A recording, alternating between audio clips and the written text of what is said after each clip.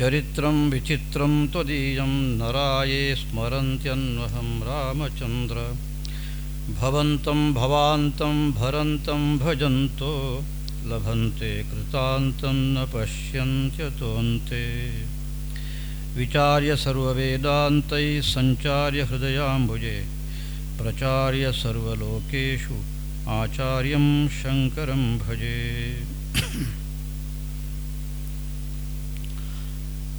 ಪಾತಕಂಚ ಕಿಂ ಅಂತ ಪ್ರಶ್ನೆ ಭಗವತ್ಪಾದರು ಪ್ರಶ್ನೋತ್ತರ ಮಾಲಿಕಾದಲ್ಲಿ. ಅದಕ್ಕೆ ಉತ್ತರ ಕೊಡ್ತಾರೆ ಹಿಂಸಾ.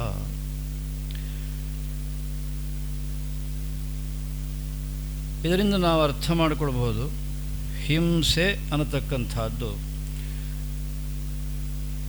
ಇದು ಎಷ್ಟು ದೊಡ್ಡದಾದಂಥ ಒಂದು ಪಾಪ ಅನ್ನೋದನ್ನು ವಿಶೇಷವಾಗಿ ನಾವು ಮನಸ್ಸಿನಲ್ಲಿ ತಂದುಕೊಡಬಹುದು.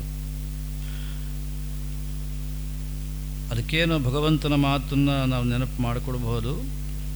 ದೈವಿ ಸಂಪತ್ತಿನ ಬಗ್ಗೆ ಹೇಳುವಾಗ ಭಗವಂತ ಅದ್ರೋಹ ಅಂತಂದ. ಅದಕ್ಕೆ ಭಗವತ್ಪಾದರು ಅದ್ರೋಹ ಅಹಿಂಸನಂ ಅಂತ ಬರೆದರು. ಅದ್ರೋಹ ಅಂತಂದರೆ ಹಿಂಸೆ, ಇದು ಭಗವತ್ಪಾದರ ಅಭಿಪ್ರಾಯ. ಅಲ್ಲಿ ಭಗವದ್ಗೀತೆಯಲ್ಲಿ ಬಂದರೆ ವ್ಯವಹಾರದಲ್ಲಿ ಸ್ವಲ್ಪ ದ್ರೋಹವನ್ನು ಬೇರೆ ಬೇರೆ ಆಯಾಯ ಪ್ರದೇಶಕ್ಕೆ ಅನುಗುಣವಾಗಿ ಪ್ರಯೋಗ ಮಾಡೋದು ಕಾಣಬಹುದು. ಏನೇ ಇದ್ದರೂ ಅದರ ಒಳಗಡೆ ಸ್ವಲ್ಪ ಇದಿದೆ ಅನ್ನೋದು ಸತ್ಯ, ಅದನ್ನು ನಾವು ಅರ್ಥ ಮಾಡಿಕೊಳ್ಳಬೇಕು. ಆದರೆ ಪ್ರಸಕ್ತವಾದಂಥ ಈ ಸಂದರ್ಭದಲ್ಲಿ ಮಾತ್ರ ದ್ರೋಹ ಅಂದರೆ ಹಿಂಸೆ ಅಂದರೆ ಸಂದೇಹವೇ ಇಲ್ಲ. ಭಗವದ್ಗೀತೆಯಲ್ಲೂ ಅಷ್ಟೇ, ಭಗವತ್ಪಾದರಲ್ಲಿ ಹೇಳಿದಂಥ ಪ್ರಶ್ನೋತ್ತರ ಮಾಲಿಕಾದ್ದು ಅಷ್ಟೇ, ವಸುದೇವ ಈಗ ಪ್ರಯೋಗ ಮಾಡತಕ್ಕಂಥದ್ದನ್ನು ಏನು ಪರೀಕ್ಷಿತನಿಗೆ ಶುಕಮಹರ್ಷಿಗಳು ಹೇಳಿದರು, ಅಲ್ಲೂ ಇದೇ ಪ್ರಸಂಗ. ಪರಿಪರಿಯಾಗಿ ಅವನಿಗೆ ನೆನಪು ಮಾಡಿದ ಕಂಸನಿಗೆ, ಇಲ್ಲ ಜಗ್ಗುದು ಕಾಣ್ತಾ ಇಲ್ಲ ಅವ. ಆಗ ವಸುದೇವನ ಬಾಯಿಂದ ಬಂದಂಥ ಮಾತನ್ನು ಶುಕಮಹರ್ಷಿಗಳು ಹೇಳ್ತಾರೆ, ತಸ್ಮಾತ್ ಕಸ್ಯಚಿದ್ರೋಹಮಾಚರೇತ್ ಸ ತಥಾವಿಧಃ ಆತ್ಮನಃ ಕ್ಷೇಮಮನ್ವಿಚ್ಛನ್ ದ್ರೋಗ್ಧು ವೈ ಪರತೋ ಭಯಂ ಅಂತ ವಸುದೇವನ ಮಾತು. ಯಾ ಕಂಸ, ಈ ದ್ರೋಹ ಹಿಂಸೆ ಅನ್ನತಕ್ಕಂಥದ್ದು ಎಂಥದ್ದು ಇದು ಅಂತ ನೀನು ಸ್ವಲ್ಪ ಮನಸ್ಸಿಗೆ ತಂದುಕೊಂಡು ನೀನು ಅಧ್ಯಯನ ಎಲ್ಲ ಮಾಡಿದ್ಯಲ್ಲ ಸ್ವಲ್ಪ.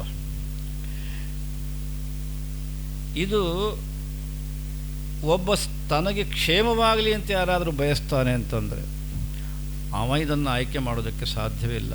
ಯಾಕೆ ಅಂತಂದರೆ